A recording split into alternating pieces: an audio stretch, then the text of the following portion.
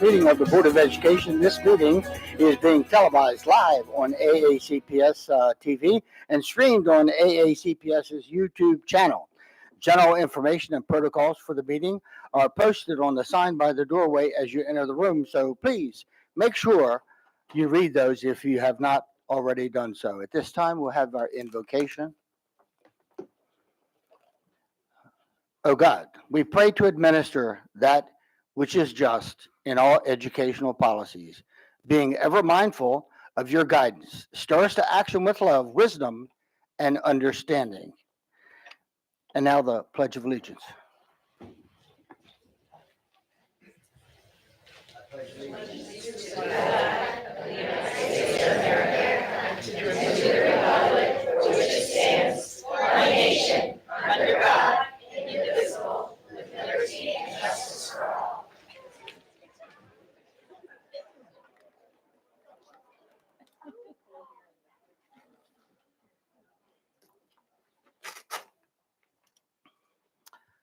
Okay, welcome once again. So we're going to move on to item 2.03, which is the approval of our minutes. Do I hear a motion?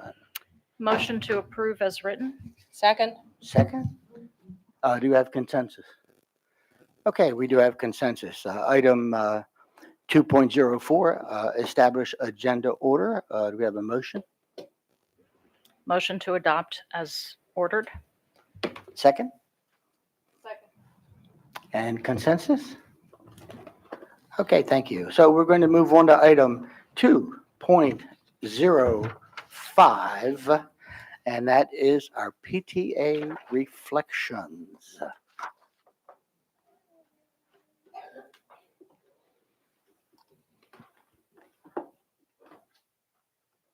Good evening, President Silkworth, members of the board, and Dr. Bedell. Anne Arundel County Council of PTAs is very happy to be here to congratulate the winners of our Reflections Arts program. This year's theme is I Am Hopeful because students competed at their school level to qualify for the County PTA Reflections program and then placed in the top 3 for their arts category and division at the county level to qualify for the State Reflections program. These amazing reflection artists, we would like to announce that Charlotte Reeder of South Shore Elementary received an Award of Merit in the Intermediate Photography from Free State PTA for her artwork. The future is in our hands. We commend all of these young artists for their artistry and creativity, and we are hopeful for their commitment to making our world a better place for the future. AACC PTA would like to thank PTA members for their support and encourage you to join a local PTA to support student programs such as Reflections. At this time, we would like to ask that our 15 honorees please come forward to be recognized.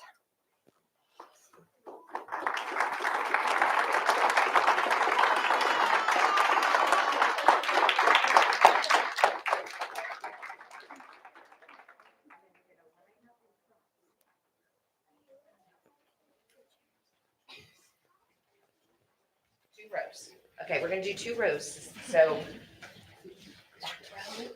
okay. In the front.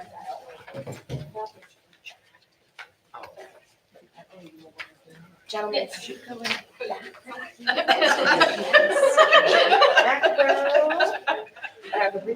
Front row. Great. Can I flip flop the two? Okay, do you want me to even them out, Michelle? There we go. She's gonna take a picture and we're gonna make sure you're all lined up right. I can see everybody.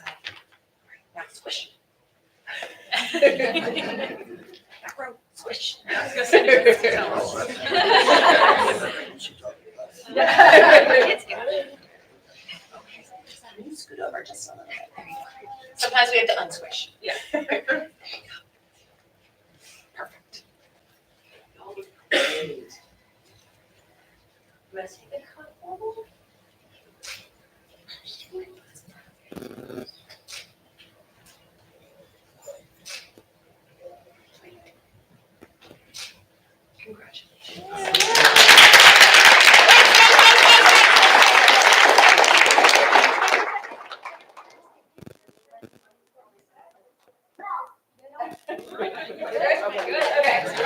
All right.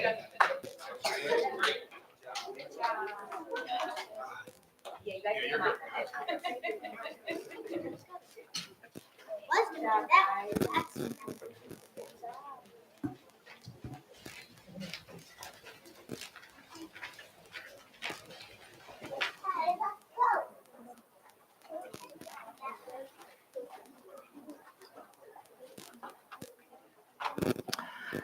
Okay, moving on to item 2 point, let me see. Oh, we have no public comments on agenda items this evening. Okay, so we'll be moving on to item 4.01, our CRASC report.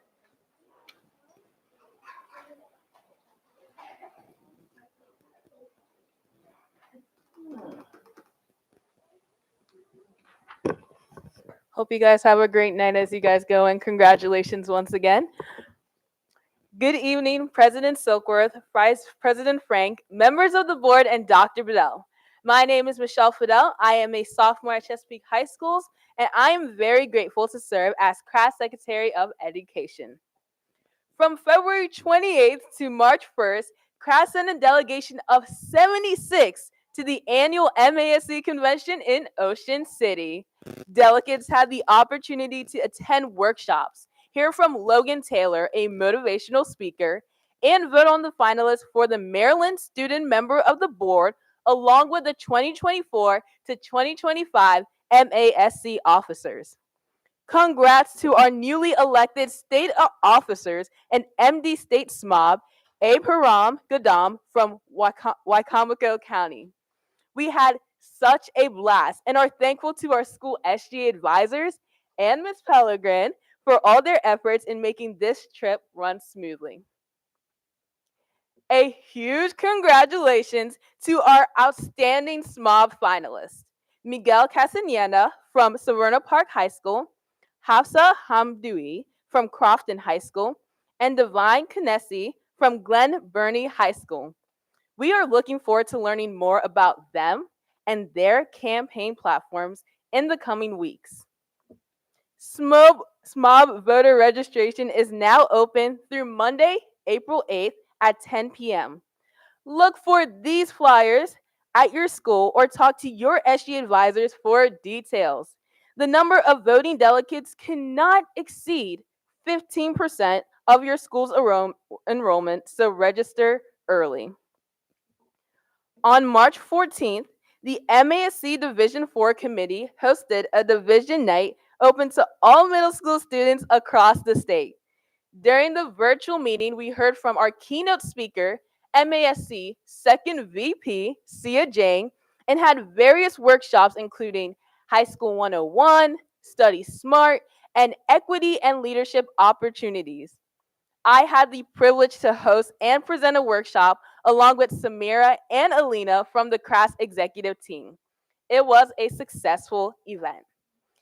And just yesterday, on Tuesday, March 19th, the Legislative Department hosted an Advocacy Day at the House Office Building from 3 to 5 p.m.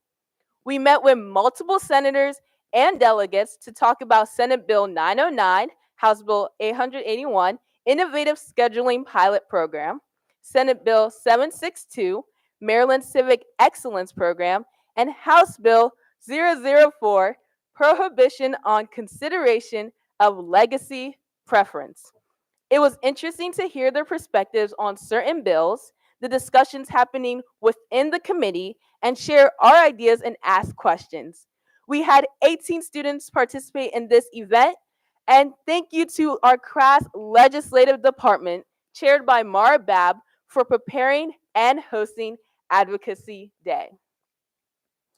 The latest episode on Tea Talk debuted on Wednesday, March 6th, and celebrated Women's History Month by highlighting women in the trades, interviewing young women from CAT South and CAT North to talk about their experiences as students in fields such as welding, drafting, and carpentry. I highly recommend going to check that out if you have not already. Speaking of, Happy's Women's History Month, AACPS. We take this month to celebrate and commend all of the women who are influential in the past and the present. Women that we know that make a difference, that we see every single day, each day, are our incredible AACPS teachers, faculty, and staff. So thank you from the bottom of our hearts from CRAS for all you do. And we also want to give a special shout out to our student leaders who actively paved the way for a better community. From the bottom of our hearts at CRAS, we thank you all. And if you want to find out more about CRAS and upcoming SMOB events, check out the CRAS calendar on our website. See you in April for my next CRAS report. And until then, please have a great rest of your spring break.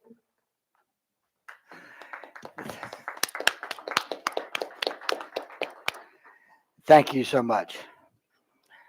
Okay, we're moving on to item 4.02, our PTA report.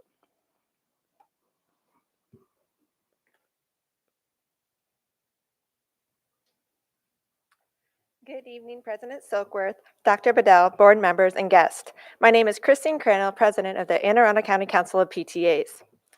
At our last March PTA meeting, Dr. Pugh came out and spoke to get feedback on parts of the blueprint. The next AACP PTA monthly meeting will be held virtually on Monday, April 8th, 2024 at 5:30 p.m. We will look forward to seeing all of our local leaders. To ensure that you're receiving important AACC PTA messages, please, meeting registration and training information, please send us your local PTA unit officers' contact information at info@aaccpta.org or contact us on Facebook. Please also reach out to us if you are in need of assistance with compliance issues. Please also contact us if your board is in need of training, specifically president or treasurer trainings. The annual report personal property tax filing is due on April 15th. If you have any questions, please reach out to treasurer@aaccpta.org for questions. Thank you again to all our participants and congratulations to our honorees of the Reflections program. The art will be exhibited in the lobby of the Board of Education until April 12th to the public from 8:30 a.m. to 4 p.m. In closing, we wish that everyone enjoys their spring break. Thank you. Thank you. Okay, we're moving on to item 4.03, our CAC report.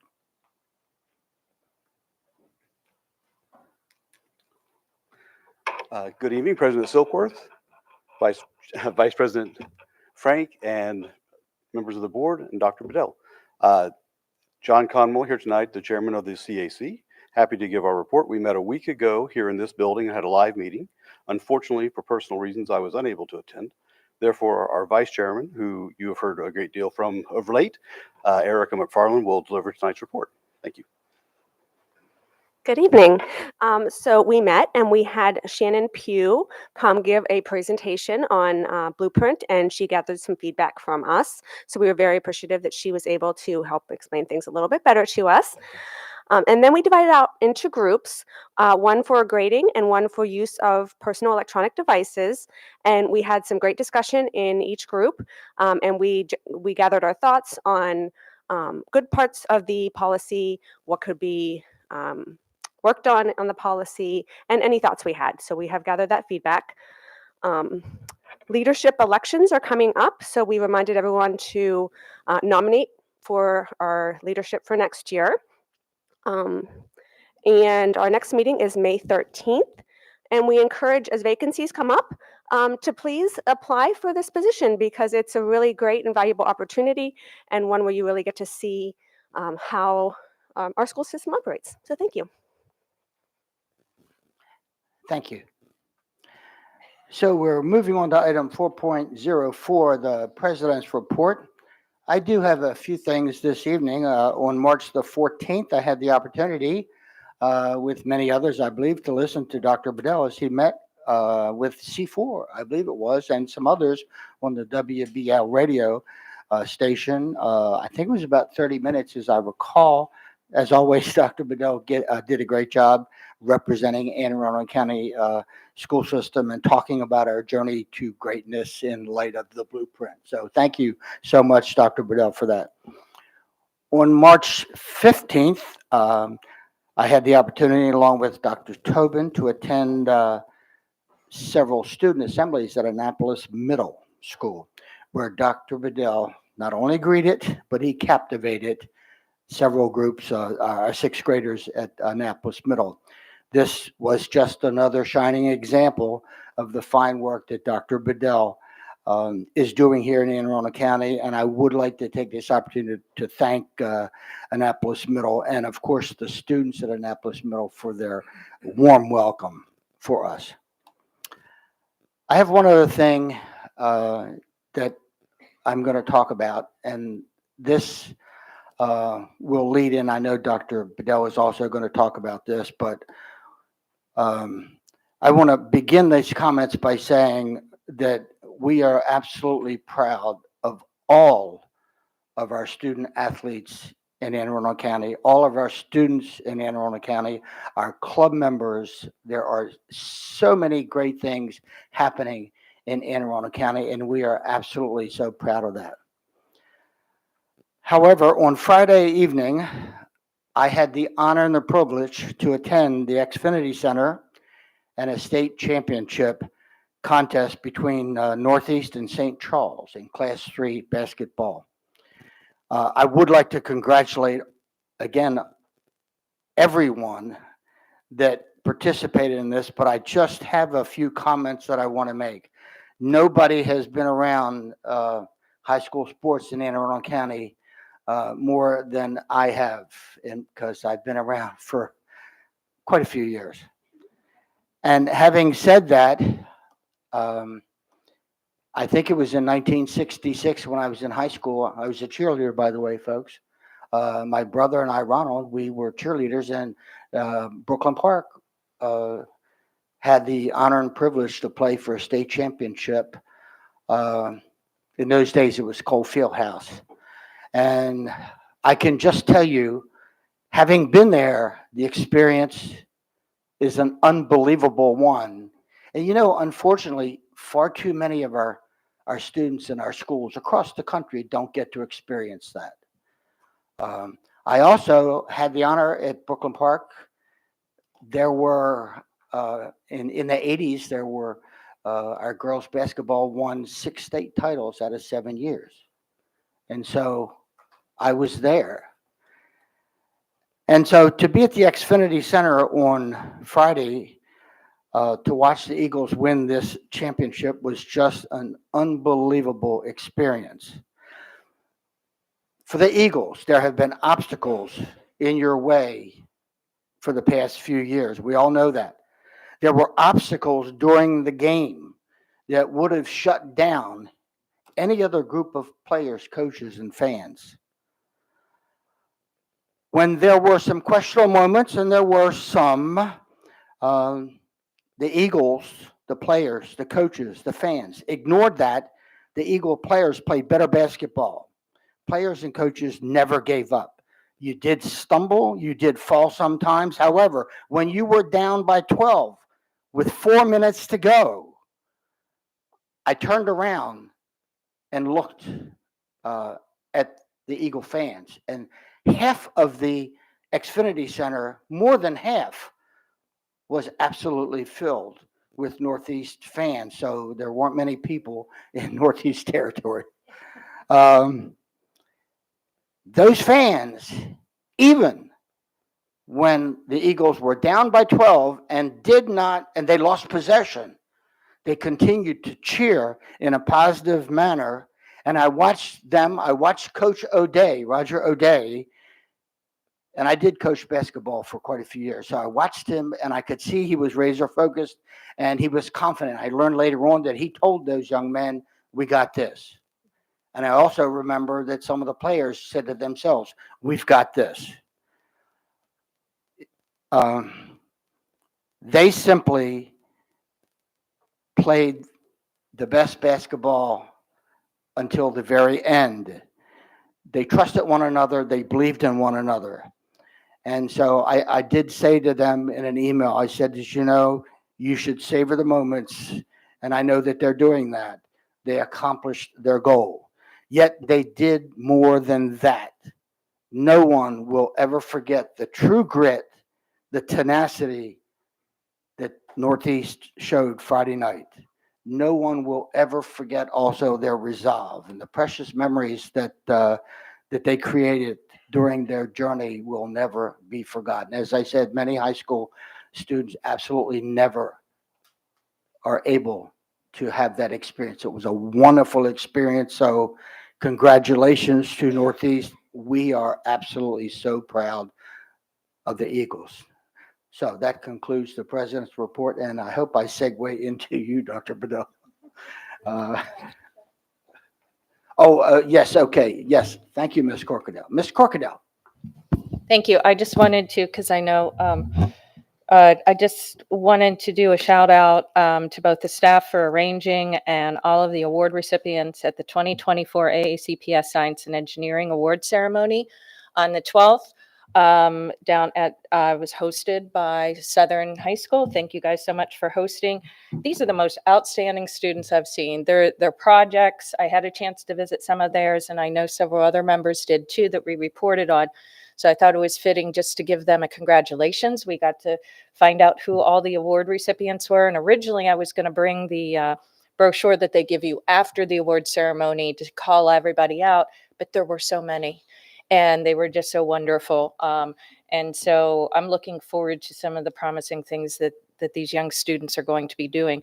Our middle school students in particular, I was just amazed and so thankful that the two that I had a chance to sit down and spend some time with ended up being award recipients. So, and their inspiration, if I could just take a quick second, you want to talk about inspiring students.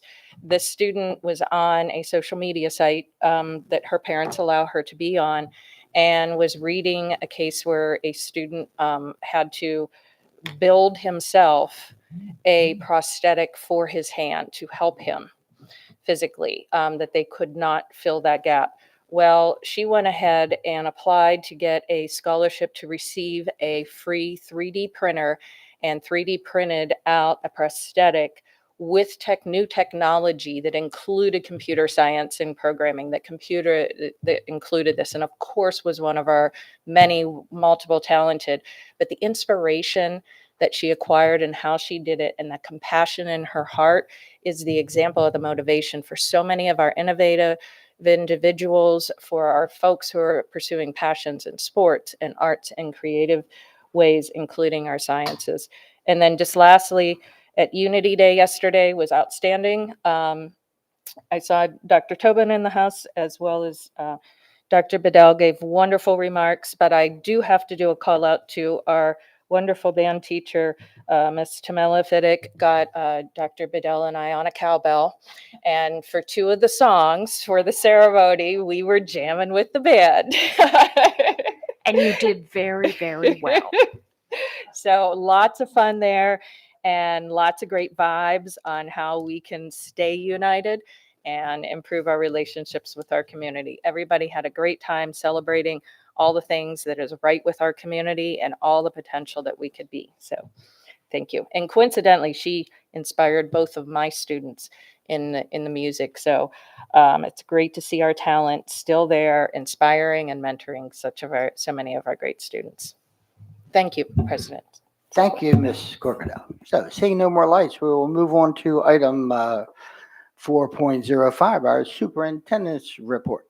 Dr. Bedell. Yeah, thank you, Mr. President. Just on the Northeast situation, what people may not know about what this school went through, they were, from what I was told, on a bus on their way to compete in the state title. And I believe the star player brother, I think his number is 0, was the star player at the time. And while they were on the bus, that's when the announcement came in that all athletic events in the state of Maryland were shut down because of COVID. So this is kind of a bittersweet experience for those students over at Northeast to have had this opportunity to compete and to compete at such a high level. I did see the team's semifinals last Wednesday, and I can tell you that this is a team with tremendous heart that never gives up, as Mr. Silkworth stated. I could not make it on Friday, and I absolutely wanted to be there because I was at American University for another function. But I do want to congratulate those students that are representing Class 3A as the state champions in basketball. On another note, we have some more congratulatory remarks to make. We have 12 students whose names you see on the screen for earning awards from the Carson Scholars Fund. 3 of our students are among the 570 across the nation to earn awards for the first time, and 9 others have been named Carson Recognized Scholars for earning an award multiple times. The number of awards won by each student is shown in the parentheses on this slide. Carson Scholars must have a 3.75 GPA and show contributions to the greater good through altruistic engagement and academics. Congratulations to all of our honorees. Congratulations as well to our own Dr. Maisha Gillens, who has been named a winner of a Michelle Obama Award for her work on behalf of children. These awards are given annually by the County Executive Stuart Pittman and the Caucus of African American Leaders in recognition of Women's History Month. The theme this year is celebrating women who advocate for equity, diversity, and inclusion. Dr. Gillens is a leading force in that work, not just in our school system, but well beyond it. Congratulations to you, Dr. Gillens.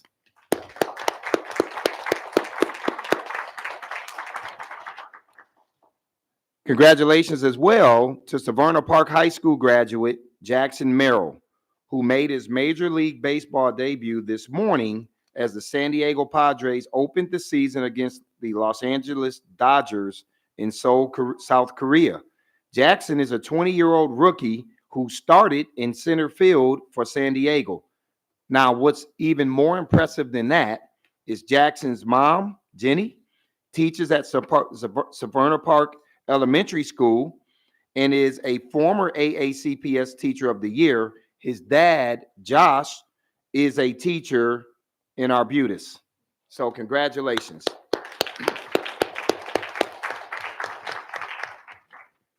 And as you can see on this slide, we continue to update you all. You don't see the teacher vacancy because I will remind the community we're in the process of building our staffing for the upcoming school year. Generally, you're not going to see an increase in that area during this phase of the school year. We're looking at graduates. We've had job fairs.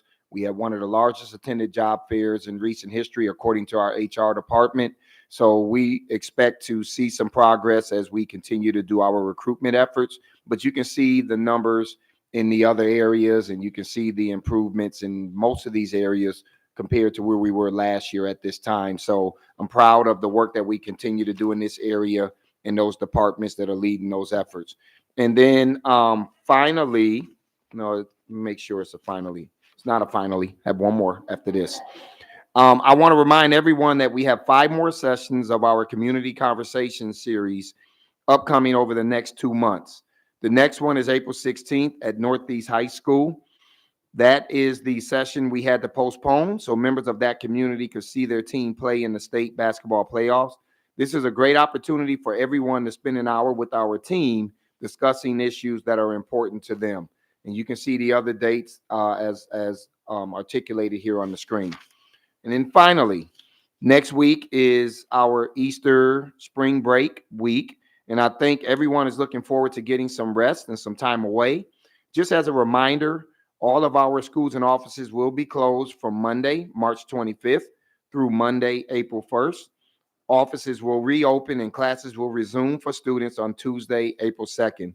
I hope everybody will take some time to rest, enjoy the NCAA tournament, both women's and men's games, and come back energized to finish off the school year strong. So, Mr. President, that concludes the superintendent's report. Thank you, Dr. Bedell.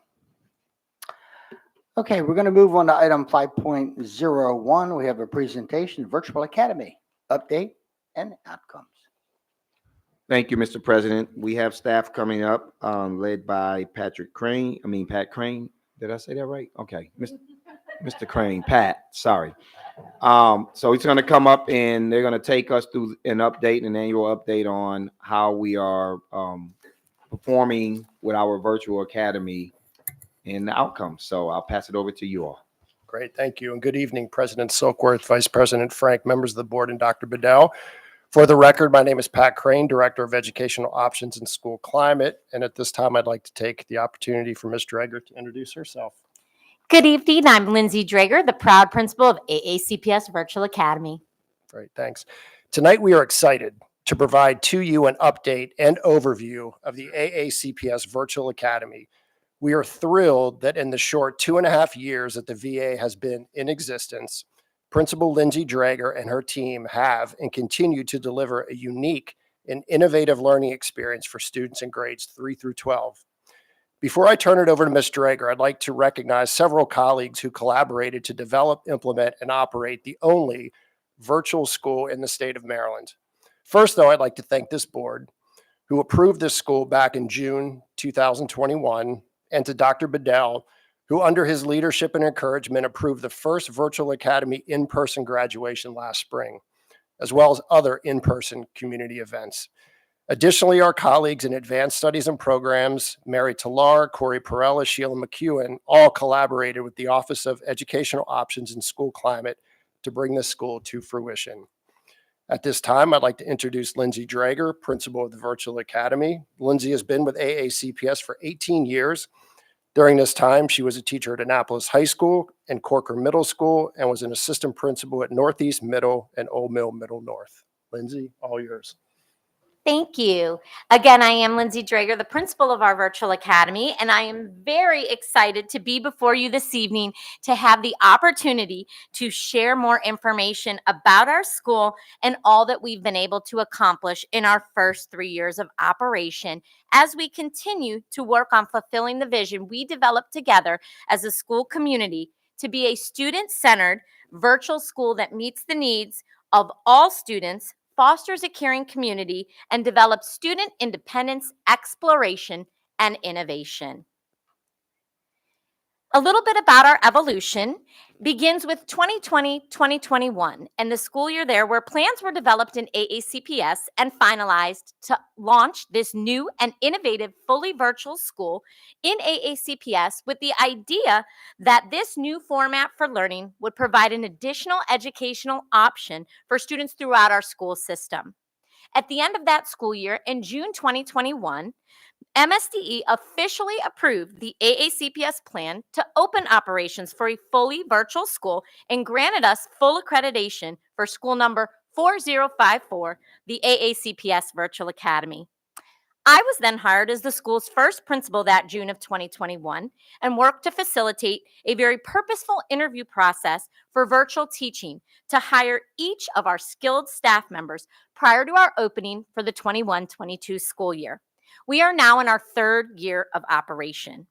It is especially exciting to note that we are leading the way for virtual education in the state of Maryland, as we were the first school of our kind and are currently still the only fully virtual school operating completely independently of other established schools and programs with our own accreditation and school number in the state of Maryland. We've experienced a number of successes that I'm very excited to share more about this evening for all of you.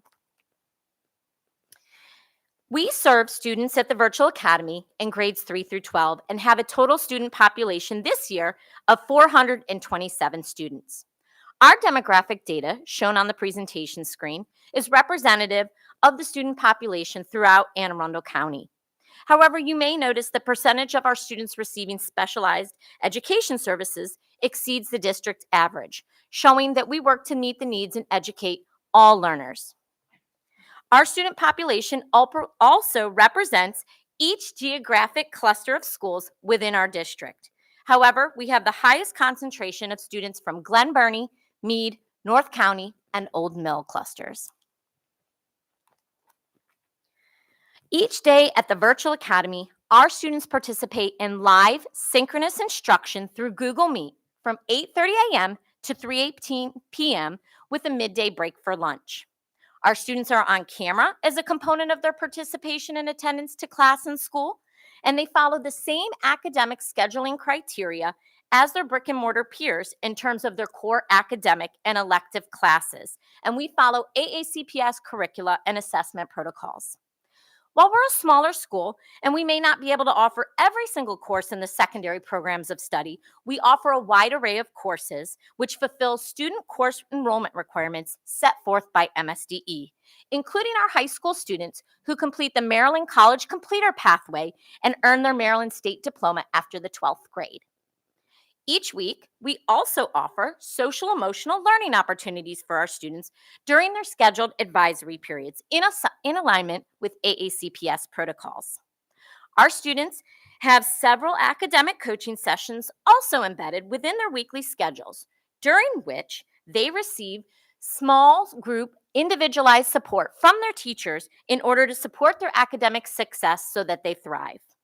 On a weekly basis, our students participate in our extensive co-curricular club offerings built within our school day so that they have time to explore a topic of interest, an extra opportunity for socialization with their peers outside of that traditional classroom setting. As you can see from the presentation screen, we do work to ensure that our co-curricular club offerings provide a variety of high-interest topics for students to choose from so that they take part in activities they really enjoy along with their peers. In addition, we offer extracurricular club activities after school as options for our students so that they also have the same access to meaningful social experiences as their peers in brick and mortar school settings. This year, we're also excited to announce that as a result of Maryland Senate Bill 610, our students have also been provided access to participation in organized athletics at the schools they're geographically zoned for. And to date, we have 3 registered athletes, 1 football player and 2 baseball players. Each day, our teachers offer our students an innovative learning experience. They have skillfully integrated instructional technology into their daily instruction as part of their standard practice so that they can meaningfully engage students and sustain their interest in learning throughout the day. Our Virtual Academy teachers are the top users in the district technology applications such as Nearpod, Wixie, Blookit, and WeVideo as modalities for their instructional delivery for students. Our students regularly collaborate during their learning, and our teachers use that available technology I've mentioned as tools for monitoring their student progress in real time and to provide constructive feedback to students regarding their work. Our Virtual Academy students also have access to class experiences that truly enhance their overall educational experiences. Upon a visit to our school, you will see our students creating art through Photoshop, playing guitar and percussion instruments on camera, exercising during PE class, much like you see our teacher on screen taking heart rates after physical activity in their physical education class, and even attending virtual field trips and listening to guest speakers through partnerships offered to us through a variety of resources, such as the Walters Art Museum, the Pearl Harbor Museum, the Maryland Center for History and Culture, and the Maryland House of Representatives, to name a few. We also have some very successful school data highlights so far. The Virtual Academies earned 4 out of 5 stars from MSDE for our first 2 years of operation in 21-22 and 22-23. We were one of only 12 schools throughout AACPS to see improvement from the 21-22 to 22-23 school year, according to the indicators that contribute to our school score.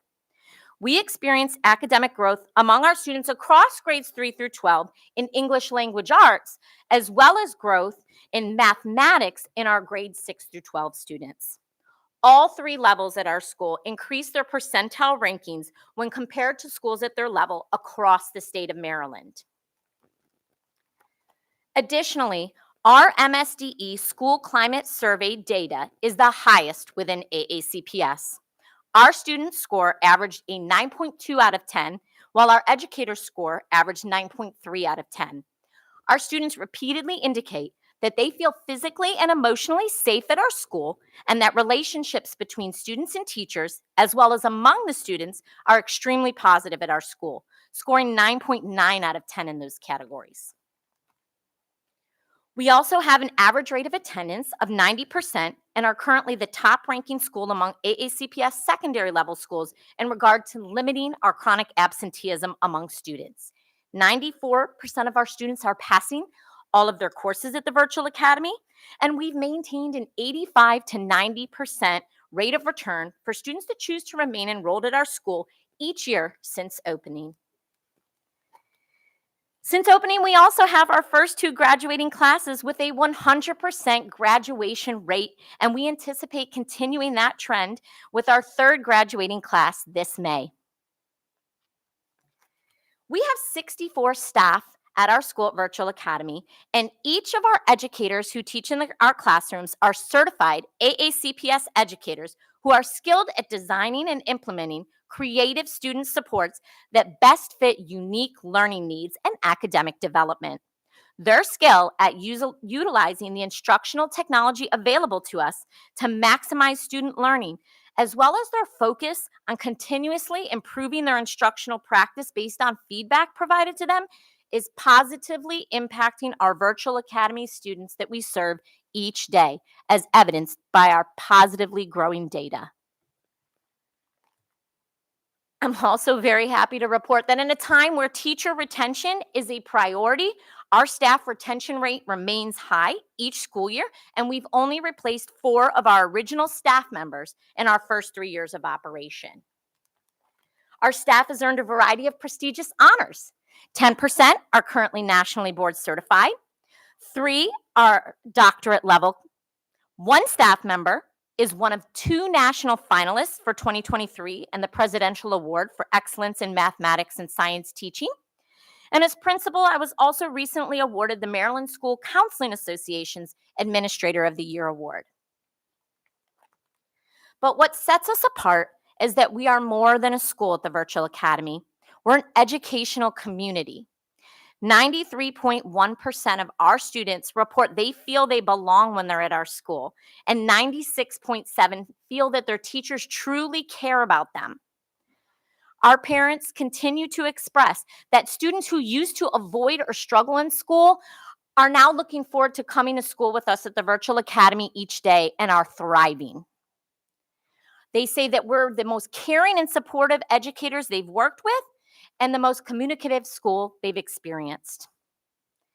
Our in-person graduation ceremony has become a highlight for our school, and our underclassmen families start logging into live stream to enjoy the celebration with us.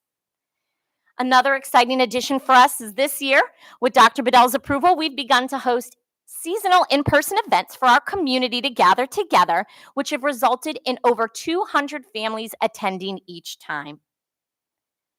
This feedback from our school community and our school data are testaments that our dedication to creating a sense of belonging for all of our students that has directly resulted in their overall growth and success, which embodies Dr. Bedell's vision for our school system to belong, grow, and succeed. I chose the VA because my illness, sickle cell anemia. Without the help from the VA, I would be super sick and I would have to go to school in person. I also like the VA because I get to spend time with friends who I know understand what I go through. My teacher and classmates support me, and I want to do that to others. I am grateful for all the VA has done for me. The two things I like about the virtual academy is the energy of the teachers and the fun games they do. When I am at the VA, I feel everyone is my family, and I feel safe at the VA, and I can be me.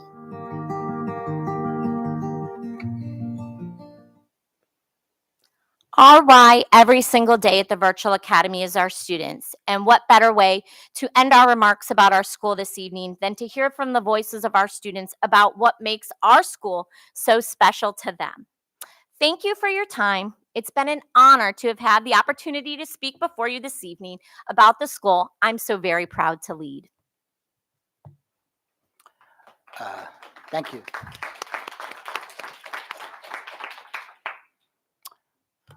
Okay, Ms. Salos. Thank you. Thank you for a wonderful presentation. Obviously, there was a lot of heartache during COVID. A lot of students really struggled with virtual learning, but we were able to recognize that we have students with all sorts of backgrounds and all sorts of learners, and it was clear that this was going to be a good thing for some. And thank you for what you've done with it. I mean, the numbers are astonishing and really show that this works for many of our students. Mr. Crane, I always talk about what a fan I am because of the programs that you run, and I can't wait to see what's next in alternative education, because I think there's so much more we could be doing for our many unique students. Thank you. Dr. Tobin. Yes, thank you very much. I'm delighted to see this, and thank you for all the hard work. And I also think we recognized, and I'm glad the VA gave an opportunity for this, that there are teachers who really thrive in a virtual environment. As we know, they may be the minority, but they are there, and I think that's also wonderful to have. I have a couple of questions I wanted to ask, and before I ask them, I want to make sure it's clear that the reason I'm asking these questions is I want to make sure that you have everything you need to do the work that you're doing, because that's part of our job here, is to make sure that we know what the needs are and we can advocate for them. So I was thinking about, as you noted, the number for special ed is rather high at 15 point.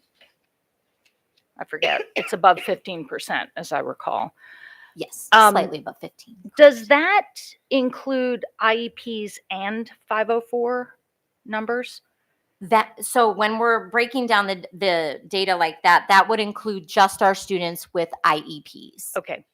Because the reason I ask that is it seems to me that by definition, this was going to be a school that could have a very high number of 504s. Just because of all the various reasons that one might apply. And so my question is, given that you already have a relatively high level of special ed, but in light of that additional aspect, potentially, if I'm correct, what is your sense of what you have in terms of special ed support, co-teaching, all of the various things that are needed to support a relatively high population requiring special needs? I think we found that our students are very successful because of the support we've been given. Our resource personnel that we can reach out to with questions as we navigate this new form of schooling in a more permanent format this time has been largely successful, and we've been able to adapt a lot of things with their support. And they understand that things may look different from us, but for us than other traditional brick and mortar schools, but the technology has really been a great tool for us to kind of individualize our practice for the students and meets their needs because we can see more individually. The data's right there in front of us in the technology in real time, and we can look at what they're doing and make corrections or give feedback or pull small groups in lifetime without needing to physically arrange that space as in the brick and mortar classroom would, or to do it privately without other students noticing when you're accommodating students. We have a luxury of being able to do that for our kids, and it's very successful so far, I think, because of the support we've been given. So you feel you have sufficient Yep. support? And I'm pretty confident my special educators at my school would say the same about their practice with their caseloads. And the other thing I wanted to ask, you mentioned the requirement that students have their cameras on, and obviously attendance will look a little different at a school like this. And so I guess I have a couple of questions. First of all, very specifically, how is attendance tracked through the day? Because you are dealing in a virtual environment. And what is there? I mean, it would seem to me that keeping the cameras on is a essential aspect to this. So if you find yourself with a student for whatever the reason who's having trouble with that, what are the processes? How does that work? How are the teachers supported? Because I would assume that has a lot to do with classroom management in this kind of environment. How are the teachers supported in that respect? Absolutely. So to your first question, the attendance is taken just as our other schools in AACPS. We use the attendance system through Power School and Power Teacher. And we count it by you're there, you're present, you're participating. And also we get our Google Meet reports to see, if somebody sneaks out or something and we need to make some phone calls home. So that's in the traditional sense reported much the same way. As far as support for teachers and cameras, we've done a lot of development over our first 2.5 years now in our third year of kind of growing that to shift the mindset from a pandemic operation to a fully operational school. And we've had a lot of success in designing protocols, the way we open our code of conduct lessons and how we do business, our homeroom advisories. And now when there are issues, our teachers come directly to my counseling and my support staff and my administration and I, so that we can address it and determine whether the camera issue is something that needs to be addressed administratively through a parent and school relationship, or whether there's something deeper there, because we have students with some serious impairments that have chosen us for a reason that we need to support and work through, and on what we call a camera support plan to put progressive steps in place so that they're comfortable and they can participate in a way that's successful for them in an increasingly incremental amount until they're meeting that expectation. Great. Well, thank you very much. I'm sure my colleagues will have other questions, but thank you for your answers. Sure. And thank you for the work. I thought at the time that we made the decision, and I think moving forward, that this really is something which puts us at the forefront. And I would also hope, and I assume, that many of your teachers and staff are probably sharing their best practices around our district and elsewhere. I'm sure there's a lot that's being learned in this process. And so congratulations. So thank you. Thank you. Ms. Frank. Yes, thank you, President Silkworth. I absolutely want to echo some of the comments of my colleagues. As we were faced with some ESSER funding cliffs, this was certainly one of those concerns that we had sort of year over year. We really wanted to make sure that this was a continued project and one of the better things that we saw coming out of COVID. So I'm glad to see it continuing. The question that I have, I noticed that you mentioned that there were 427 students. The original enrollment in this school, what was that number? We started at 575 post-pandemic. And then do you know what the reason for, I know you said that there were only 4 staff have been replaced out of the 64. What is the reason for the reduction in enrollment? Do you know? I would equate that to, at this point, kind of shifting from those that chose it as an immediate option post-pandemic to those who are choosing it now as their chosen format for educating their child. Their child has a need or a desire or has a better fit for learning virtually. And I think that's where we've kind of shifted from that very first year with the 575, because our data from 22-23 to 23-24, or yes, 23-24 this year is a 30 student difference. So we're kind of seeing that steady out now. I Okay. think there was a lot of fear right after Mhm. COVID, and they all flooded to the virtual academy. And as things have settled and they knew they could go back to a brick and mortar safely, that's what you saw, just kind of a natural attrition of students. Yeah, I do recall when this school opened, there were a finite amount of seats, and we had more interest than there were seats. So it was just interesting to me that we seem to have reduced. Do we have sort of continued interest for enrollment in this is something that people are continually interested in, or does that seem to be waning overall? Nope. In addition to maintaining this year, we're at 89% retention. I've accepted another 150 families to come on board for next year. Okay. All right. Thank you. Ms. Schalheim. Thanks for this wonderful presentation.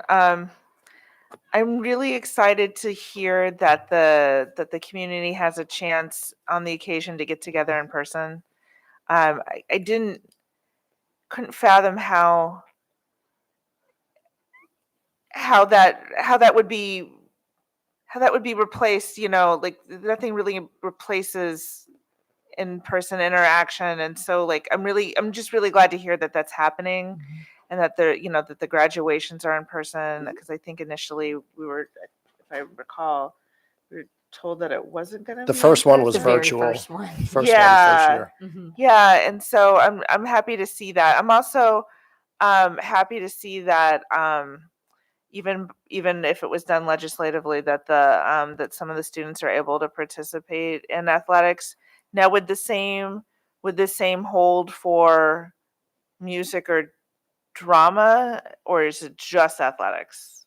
That's something we're working to look into now, is how the rest of Maryland Senate Bill 610 would apply to the school, and because we do offer extracurricular activities at our school as well. So we're continuing to work as a team on what comes next for that, since the athletic piece we didn't have and now we do, but by co-locating with our geographically zoned schools, we have to look differently at extracurriculars, because we do also offer extracurriculars. Yeah, so we're looking yeah. into that piece. So do you offer music education? Yes, through the- absolutely. Okay, so band and orchestra, like the whole thing. Percussion right now. That's what we've started instrumentally. Otherwise, it's general music and guitar.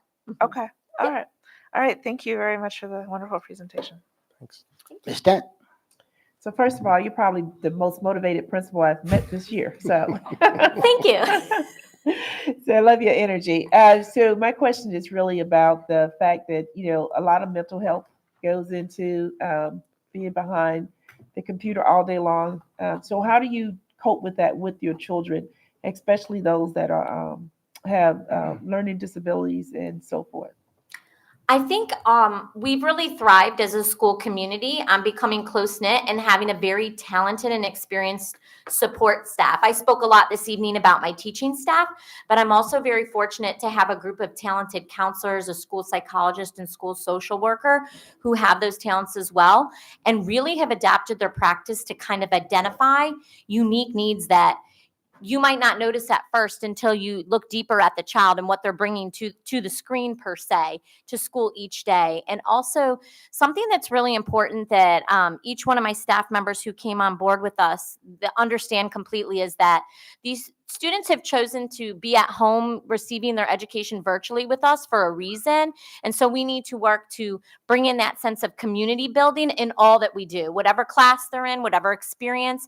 And so we have a very tight-knit group of students right now who really are supportive of one another. We've seen them thrive. We've seen them cheer each other on, like small successes. When they're highlighted in class, their peers are the first ones to celebrate them or support them on a bad day.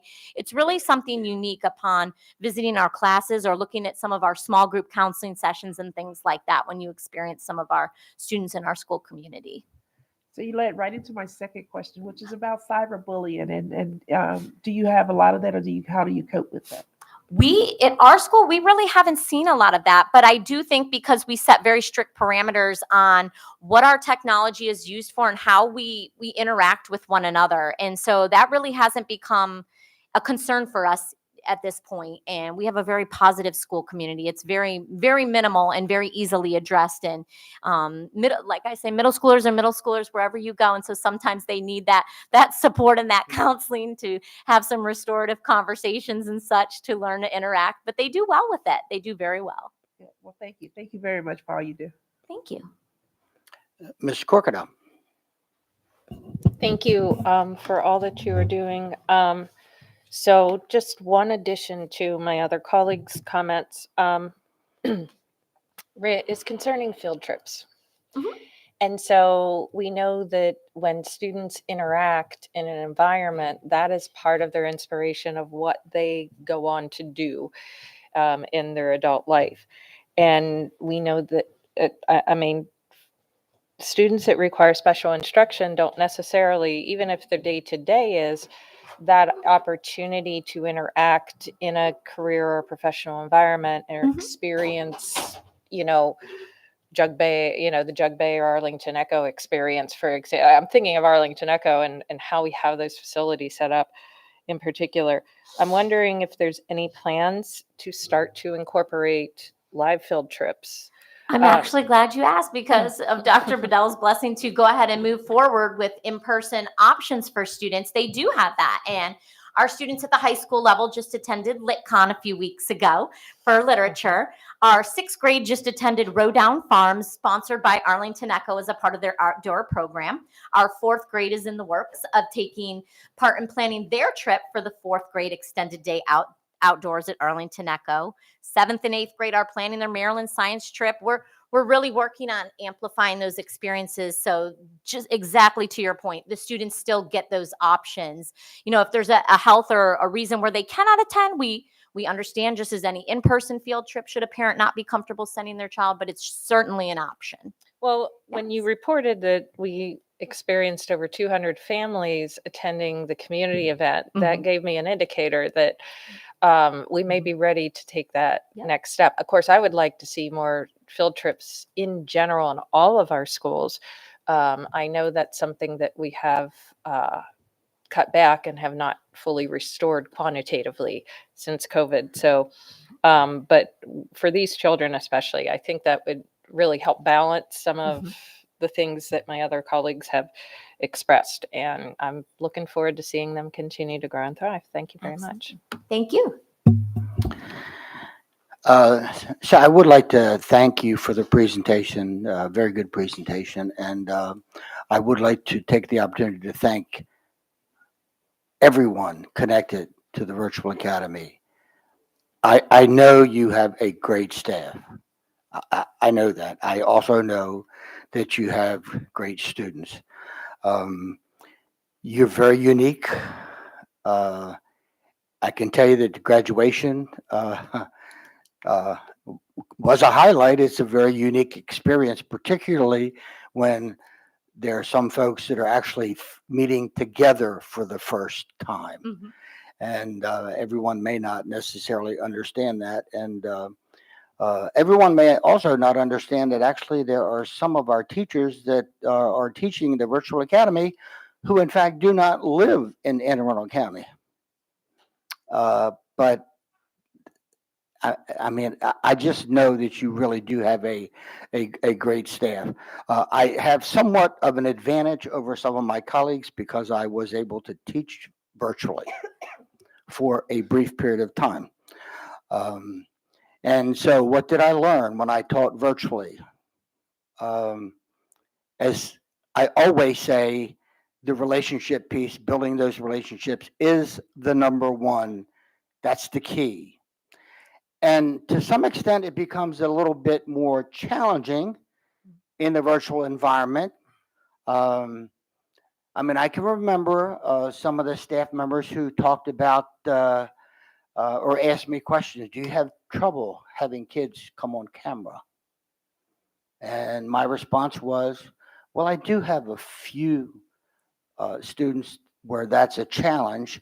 That does become a challenge for me as a teacher because it's incumbent upon me to make sure that they know the expectation. And when I build that relationship with them based on trust and caring, and respect, they're going to want to turn it on. But if they don't turn it on, we have to have some discussions about why they're not doing that. So, but in any event, that doesn't seem to be it really wasn't a big problem for me. However, I know many teachers that did encounter that and they thought it was a big problem. So is it a problem? I think now I would confidently say no, and I believe my staff would be right behind me on that. I think first you're kind of shifting the mindset. You might have seen that coming in from the post-pandemic timeframe and shifting the expectations. But last year and this year and these 2 school years, you won't find the same level of concern with cameras at all. So I'm really glad to hear that the students can play sports and other clubs and activities or whatever. Are there many real barriers to those that want, because you said you only have 3. Are there many barriers to them actually doing that? And if there are, I just wonder what we could do to make sure that we kind of take those down. I don't foresee any true barriers at this point. I think it's just new. And my team is very reflective and thoughtful about things. And so they've even organized where we're going to have an event this spring where they want to publicize, how do you register if you want to get involved in athletics? Like, what does that mean? What do the commitments look like? So having some coaches that have previously coached sports on my staff, they want to give students that information so the knowledge is out there. I think that's the point of time we're in right now, to kind of educate the students on how to get involved with that if they haven't done so before. Right. Have we made any changes in terms of who can apply? So we no longer require a criteria for a health or family concern need. It's just simply feeling that you're a better fit learning virtually. You feel this is the best educational format for your child. Okay, thank you. I have heard about some of the fantastic virtual field trips. Now, I never took a virtual field trip when I was teaching. I heard about one that dealt with the assassination of JFK. Mm-hmm. And I was told a little bit about it. Unfortunately, I wasn't involved in it, but what I heard about it was amazing and it was impactful. And I don't know if you could expound on that. Sure, absolutely. That was a visit from the 6th floor museum that one of our teachers organized from Texas on the JFK Museum there. And they did a great exploration morning, really half of the day, going through different primary source documents, different video footage, things like that. They did connections with each of the colleagues who taught them in English, math, science, technology, and connected some learning activities that related to the topic, so that throughout the day, after hearing the initial activities and presentations from the museum, they were able to participate in those learning activities that connected to reflect on what they had seen during the field trip. Okay, thank you.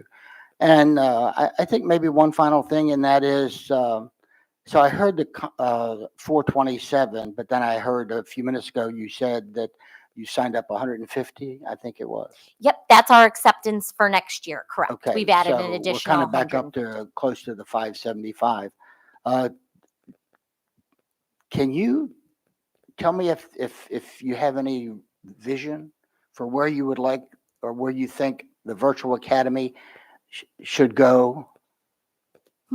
My vision is to continue each year. As we're new and we want to continue our success in finding the students that this truly positively impacts their learning. So my vision is to keep us pushing forward and finding students that we can serve throughout our school system to make meaningful experiences for them at my school. So as long as students are interested and they have a drive to do this, we want them to come on board and see what we have to offer, because once they're with us, I think they would echo my school community is very overwhelmingly stating that they feel lucky with the education they're provided when they enroll with us. So we just want to continue to grow that.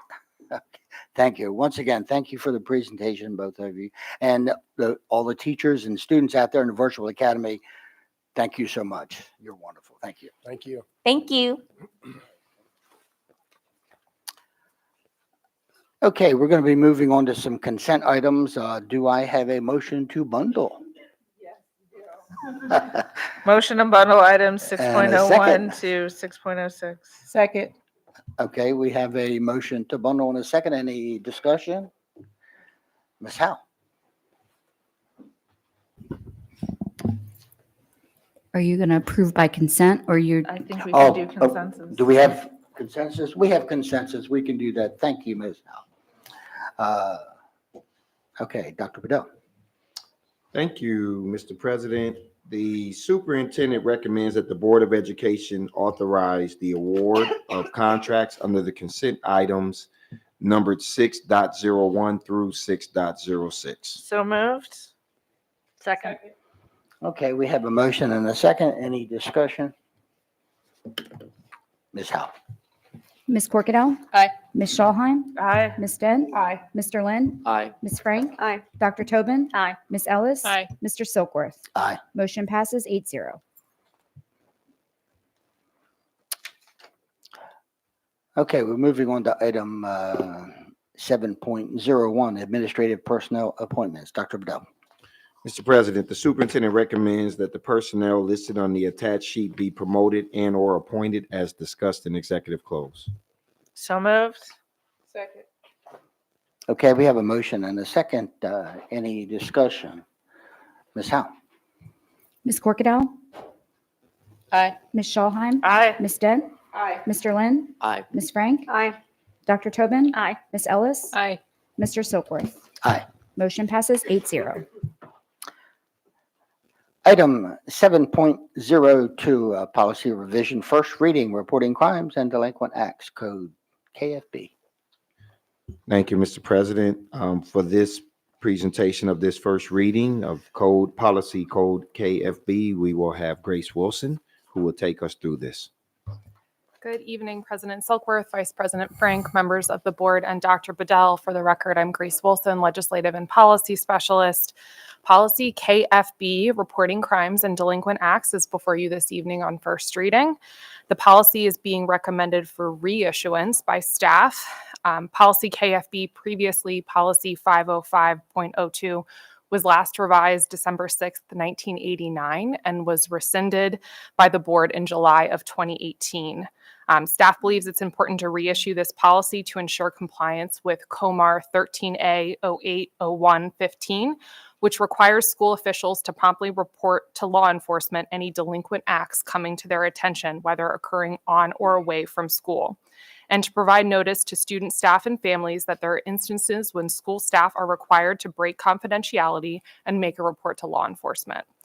COMAR defines a delinquent act as an offense committed by a person who's under 18, which would be a crime if committed by an adult. And per COMAR, delinquent acts specifically do not include conduct that has traditionally been treated as a matter of discipline to be handled administratively. In addition to the reporting of delinquent acts in accordance with COMAR, the policy also requires school staff to report crimes of violence and authorizes staff to report crimes other than crimes of violence that come to their attention. And with that, I'd be happy to take any questions you may have regarding this policy. Mr. Corkadell. Yeah, I just am curious. Is there, so from 2018 to current, under what policy has this requirement been operating under? To my knowledge, it's not currently codified in policy or regulation, which is why staff is recommending the reissuance of this policy. Okay, thank you. Ms. Frank. Yes, I have a question on section 2. A school staff member who learns of a crime other than a crime of violence involving a student may report to the principal or principal's designee.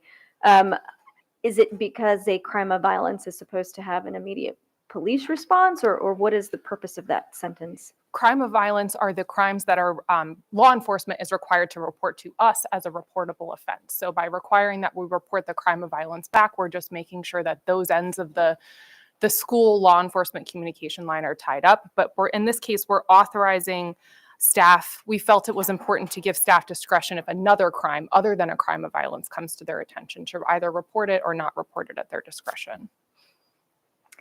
To report it or not report it at their discretion. Mm-hmm. what is the purpose of that? If a student's involved in it, it may not be our place to report it. The staff may feel it's a family matter. They learned of an assault or something like that, or they learned of a robbery that occurred that didn't involve the students. Possibly it was a neighbor. We wouldn't want them to report that. Okay, and then I haven't seen the previous regulations, but I would be interested to have that to see how it was implemented previously. And then just kind of, there's a lot of nuance with that, may or may not be reported, and how would that be implemented? Because I do think that could become concerning if you have something that's not outlined correctly. Right? I mean, if there's a significant crime that somebody knows of, or a student and an adult understands that, I think having so much leeway could be a blind spot for us. Understood. So the previously regulation just required the reporting of delinquent acts. And discussing with staff, if we were going to require the reporting of a delinquent act, did we also need to require the reporting of crimes? We decided that yes, we did need to report those crimes of violence. They're crimes that are required to be reported to us, and that they rise to a level that they may involve some school safety aspects. However, we did feel that discretion was necessary for lesser crimes, to allow teachers the discretion to look at all the circumstances of the facts, whether it involved a student or not, and make a determination, and to not codify that as a way that may lead to increased law enforcement contact and that sort of thing. Got it. Okay, understood. Yeah, I still would, if you could send out Absolutely. that would be great. I would appreciate just kind of taking a look. Thank you. Thank you, President Silk. Okay, seeing no more lights, we'll be moving on to item 7.03, items of legislation. I'll pass it back to Grace. Thank you, Dr. Bedell. Again, for the record, Grace Wilson, Legislative and Policy Specialist. Before I answer any questions you may have regarding the items of legislation exhibit before you, I just wanted to provide a brief update regarding the 2024 Maryland General Assembly legislative session.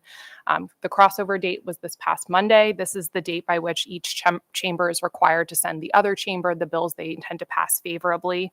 If bills are not crossed over past this point in time, it becomes extremely unlikely that they will become law given a legislative session.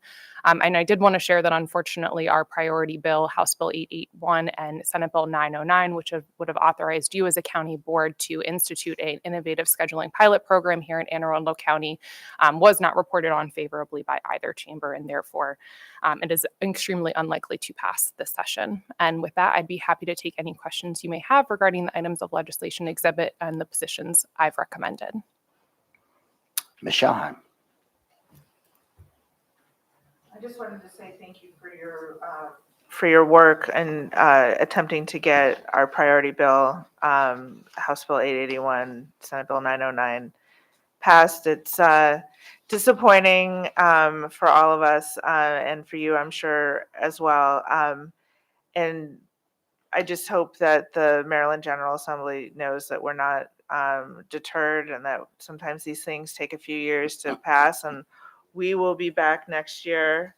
And I want to state on the record for those listening at home, since there's very few in the audience, although there are a couple, hello, that, my main concern about not doing this, especially when we're being asked to be so innovative with regard to Blueprint, is that we're sort of cutting ourselves off at the knees. We still have 12 half days that are super fun for working parents across the county, super fun. And there's just, if we're asked to be innovative with Blueprint, then there's no reason in the world why we can't be innovative with scheduling, support our kids that are doing internships and the like. I get that this is precedent setting, but so is Blueprint. And so we'll be back next year and we'll make it tight, and let's get it over the finish line third year. That's my goal. Thank you so much for all your work. My pleasure. Ms. Dent.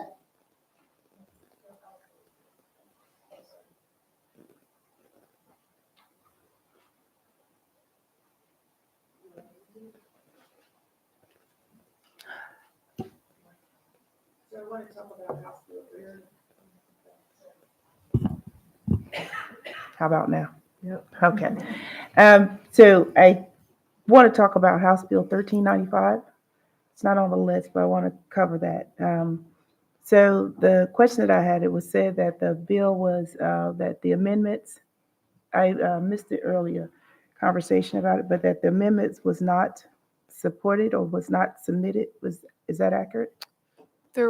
My understanding is that, so this is for those listening at home, this is House Bill 1395, which would have required the County Board of Education to hire an ombudsman. I believe there was an amendment drafted that would have changed that to a constituent services liaison. There was also an amendment drafted that would have removed the salary requirement for the position, and would have required that the position had experience working with special education students.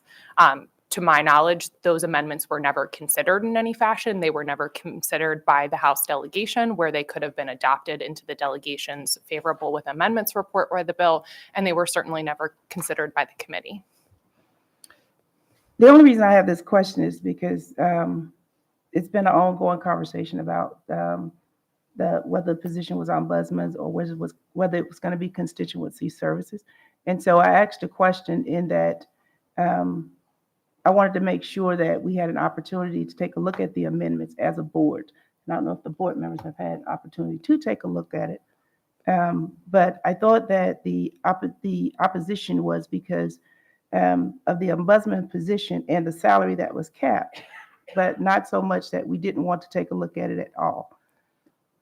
My opposition and my recommended position of imposing the bill was that because this was a legislative mandate, a mandate to hire that position, which you already do not need the authority to do, you do not need to be authorized to do. This is something you already have the authority as a board to do, and therefore that state law on this matter was unnecessary, in addition to the prescriptiveness of the position.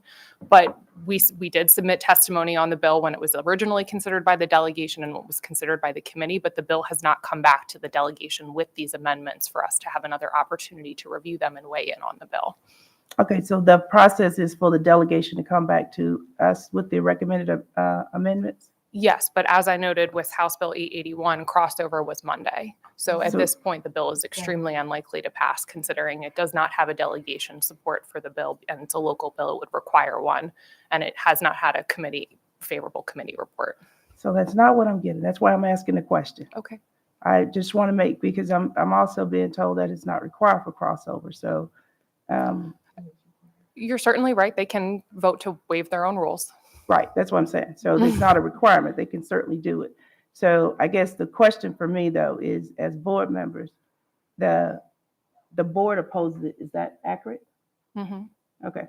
So then I would like a motion for us to consider amendments, the two amendments. And then, because we were asked for a letter of support, at least I was asked for a letter of support, but I cannot do that without the full board.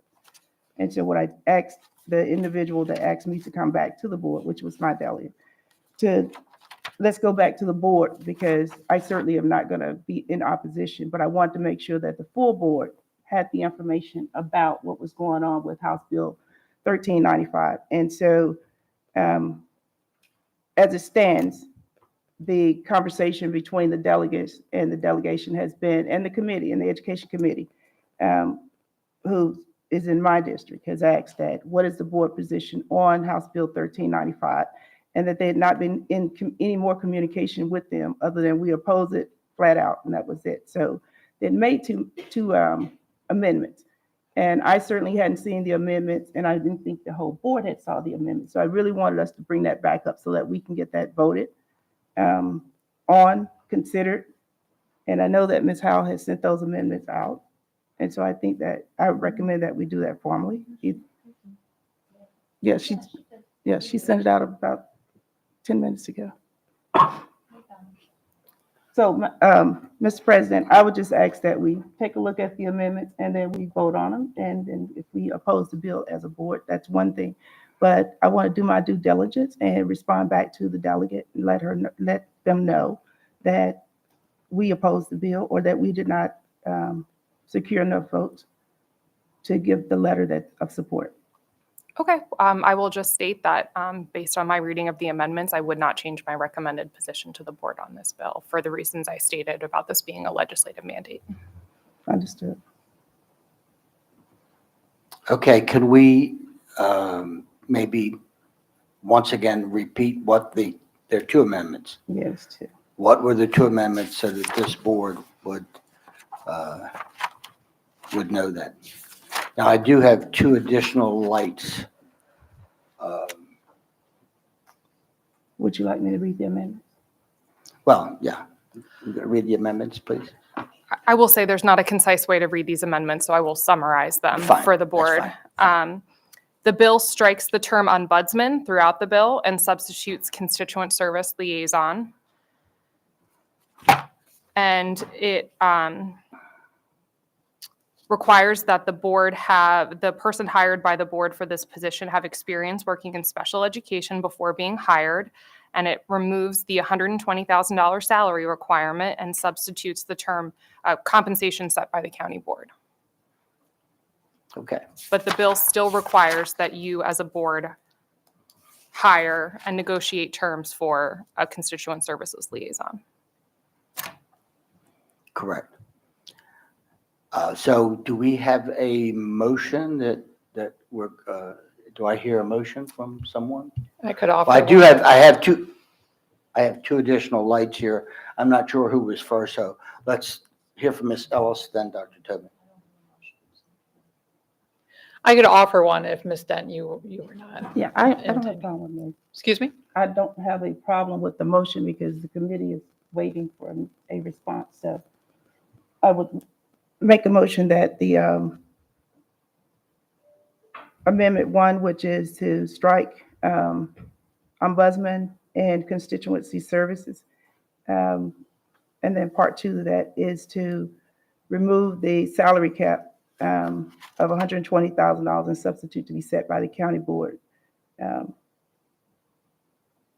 Be amended for House Bill 1395.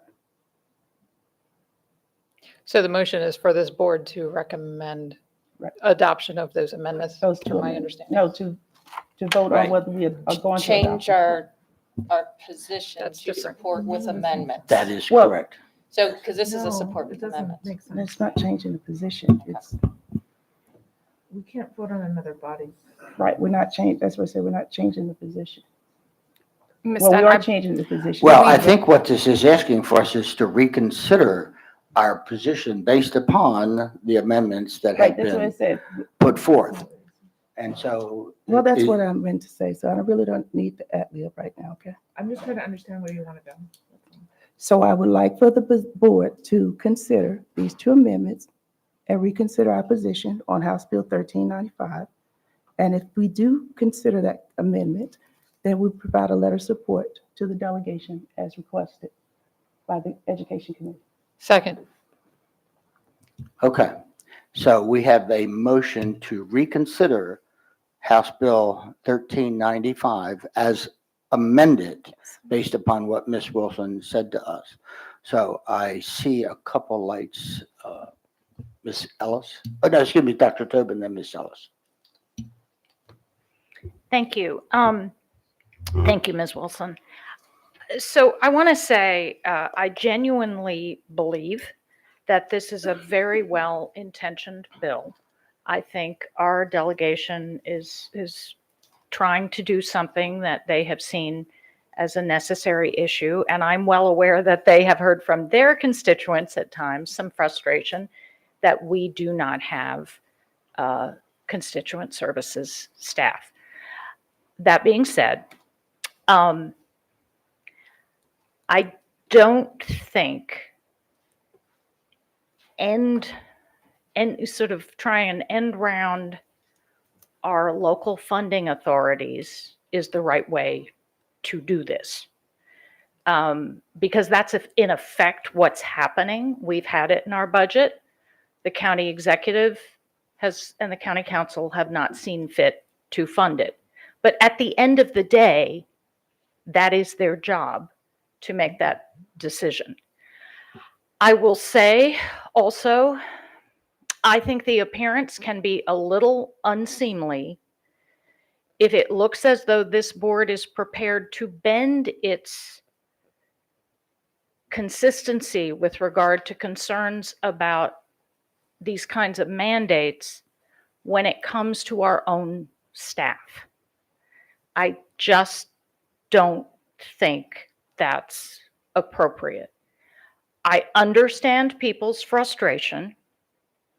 I do think, for a whole host of reasons, that the lack of staff, just as the lack of appropriate compensation for board members themselves, indicates a lack of regard for education.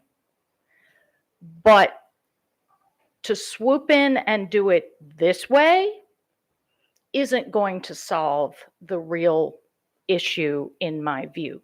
So I hope the delegate who proposed this and the other members of our delegation who are working hard for this genuinely understand my appreciation for what they have tried to do here, because I truly do feel that they have tried to do something they think is valuable. I just don't think this is the way to do it. I would urge them to advocate with the county executive and our county council members to ensure that they actually put in the budget what is needed for these staff positions, and not in effect get those folks, I'm just going to be blunt, off the hook for making that decision, force them to make it, and then leave a hole in the budget that they can point to as yet another requirement that means they can't fund a few other things. I just think that's the end game that has to happen here. So again, thank you to the delegation. I appreciate it. Please advocate for us, and hopefully our regular processes of budget work will lead to what we believe is necessary to better serve this community. So those are my thoughts. Thank you. Thank you, Dr. Tobin. Ms. Ellis.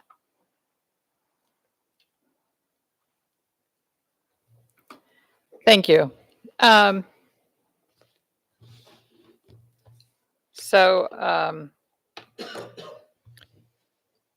To be clear, because I think, forgive me, Mr. Silkworth, I think I heard you say as amended, but the bill has not yet been amended. So the position that we took in the last legislative packet was opposition to the bill. And the proposal is to change our position to support with amendments, with the amendments that have been proposed at the state. So I just wanted to clear that up in case there's any confusion.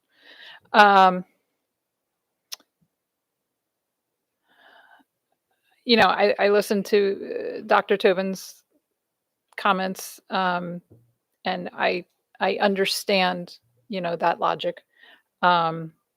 However, this board has bent our consistency. We have not always been consistent when we see an exception. This includes with the blueprint. The blueprint comes with funding, but it also comes with a much larger spending mandate on the school system and on the county. We've also done this with curriculum, and I'm sorry, forgive me, I can't remember because it was last year. There were one or two. I don't remember what they were, but had to do with curriculum that I think this board felt would promote equity. And forgive me, I would have to go back to find out what it was, but we did support a couple of those things, which we normally don't.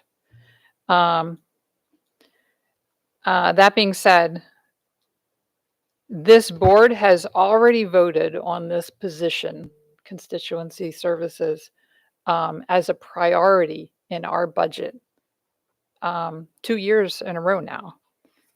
And for us now to oppose this bill will essentially guarantee that this important position for the community will go unfunded again, and we won't get it. We are sending the message that we oppose this, even though we have been clear and consistent that we absolutely feel this is a needed position for our community. So for that reason, I'll definitely be supporting the motion. Ms. Dent? So a couple of things.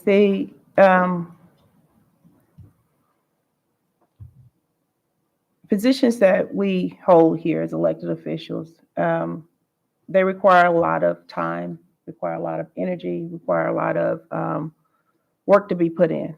I get, I would say, at least 7 to 8 calls a day. This is not a full-time position.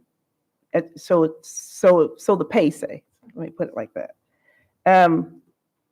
And so I think that as we transition from an appointed board to an elected board, I think what was missing was the failures of ensuring that we were properly equipped with both constituency services and, not that it's in this bill, but adequate pay.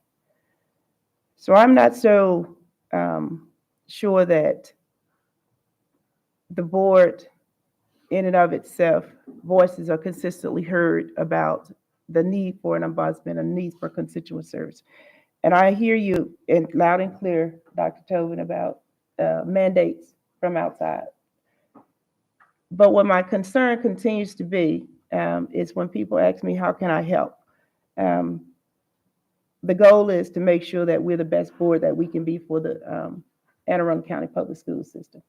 And I firmly believe that having a constituency services, and this is definitely for the people out there, position would alleviate a lot of the lack of quicker responses that that they're looking for. And it also gives us a independent view and support from independence of the school itself, that it gives us confidence and accountability in the process.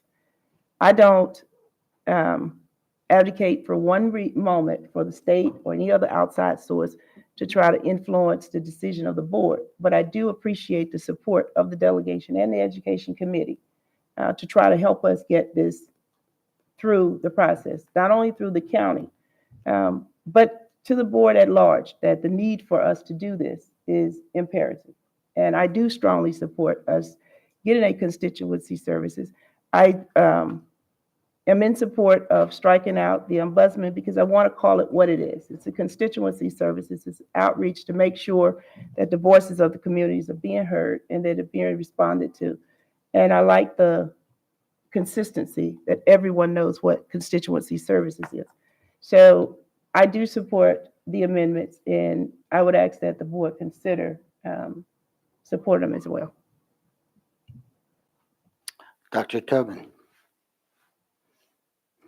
Thank you, Mr. President. I just wanted to add something to be very, very clear. There are a lot of things, a lot of bills that come by us that I would support in another setting.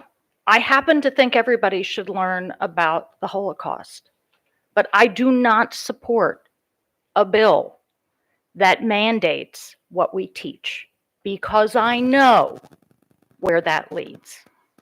I agree with everything with what Ms. Dent has said, to some extent with what Ms. Ellis has said. I know this is a desperately needed set of positions. I don't argue that. I do think that sound government matters. I do think that when frankly, we play these games and we end round the processes that should occur. We chip away at the trust in our democratic process. I just do. I've taught my students about this for decades. And I know this seems like a small thing. I know it would be way more convenient for all of us to support this, have it get a favorable, assuming it can make it through past crossover day.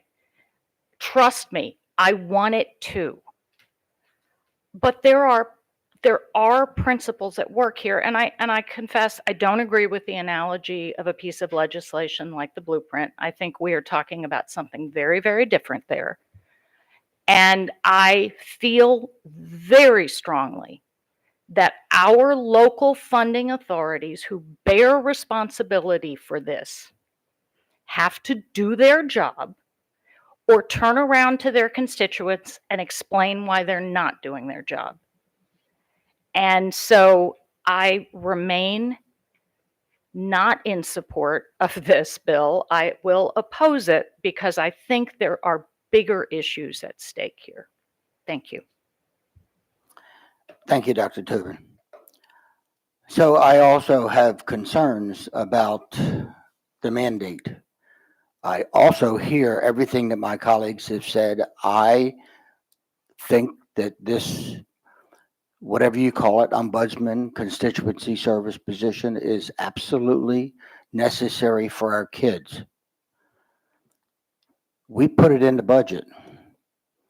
We don't put things in the budget that we don't think are not our needs. So this is, in fact, a need. I disagree with the assumption that if this doesn't pass, that a need that we asked for will not be funded by our funding source. I disagree with that. As a matter of fact, it may be quite the opposite. Maybe this discussion will let people know how important we think and we know that this position can be for our students, our parents, our schools, our communities. So having said that, I just really wonder if we were to take a position to agree to this kind of legislation, which is a mandate, what would the next mandate be? I'm not willing to take that risk. This board, Dr. Bedell, I have the utmost confidence in everyone that works for our kids here that we're going to make some good decisions. So having said that, Ms. Dent, as the motion maker, I don't see any more lights, but would you like a last comment? Thank you.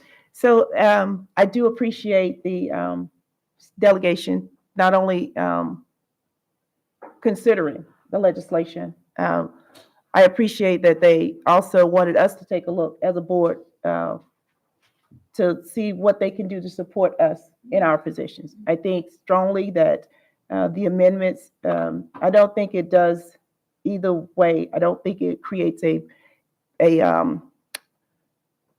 precedence, if you will, for making this an open season for mandates that's coming from the State House.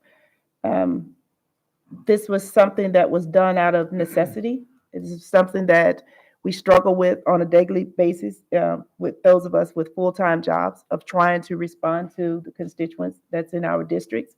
And I really appreciate them, the Education Committee and the delegation as a whole, taking time out of their schedule to not only reach back out to figure out how can they help us. And so I appreciate that. And whether the letter of support or the amendments pass or fail, I just want everyone to know that this is a needed position and I will continue to advocate for it. And I do think that the position need to be in the budget. And I ask the community to continue to work with us to get this position within the next year. Thank you. Thank you, Ms. Dent. So seeing no more lights, Ms. Howe. Ms. Dent moved to reconsider the board's position on House Bill 1395, Anne Arundel County Board of Education Ombudsman Establishment with proposed amendments. Ms. Corkadell? Aye. Ms. Schulheim? Nay. Ms. Dent? Aye. Mr. Lynn? Nay. Ms. Frank? Aye. Dr. Tobin? Nay. Ms. Ellis? Aye. Mr. Silkworth? Nay. That's 4 in the affirmative, 4 in the negative. Motion fails. Okay, so we'll move on to item 7.04, Old Mill Middle School North Design Development. Dr. Bedell.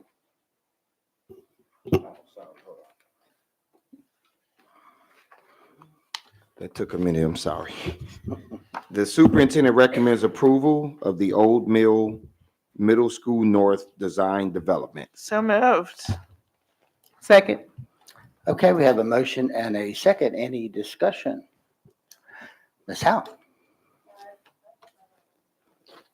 Oh, I'm sorry, Ms. Corkadell. I just had one really quick question, Dr. Bedell. So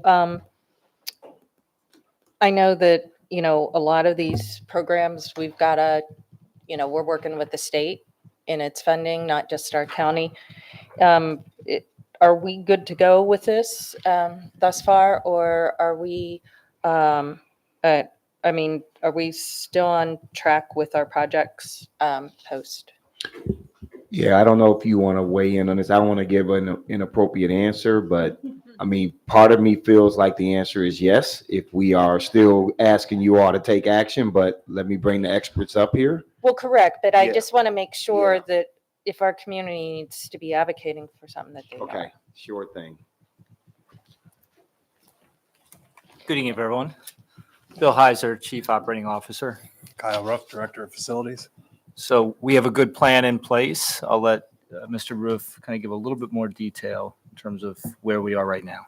Sure. So the biggest challenge we have is the redistricting effort, calculating where those students will be and how the state will interpret that and how the adjacencies work. So we're working hand in hand with the state at this time to figure out how the adjacencies will be affecting state funding for this project.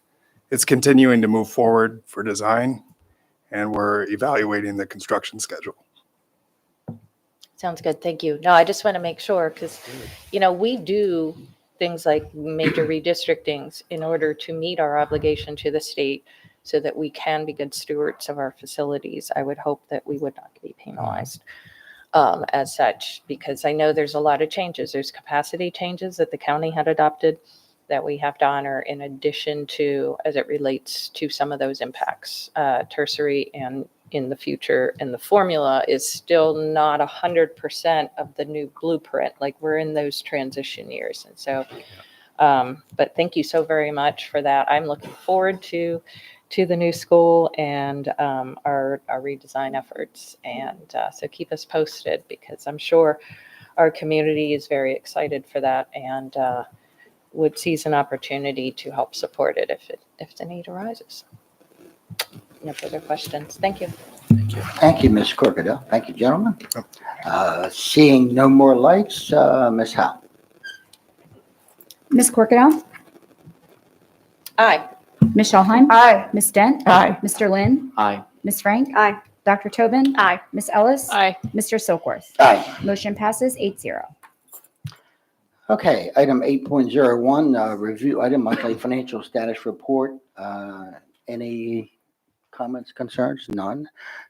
Okay, so we do not have any public comments this evening on non-agenda items.